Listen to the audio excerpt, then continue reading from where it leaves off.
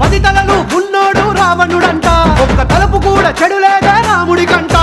రామ రావణుల పెట్టి రామాయణ మాట గట్టి మంచి చెడుల మధ్య మనని పెట్టారంట. ధర్మాన్ని తప్పనోడు ధర్మరాజట, దయలేని వాడు యమ ధర్మరాజట.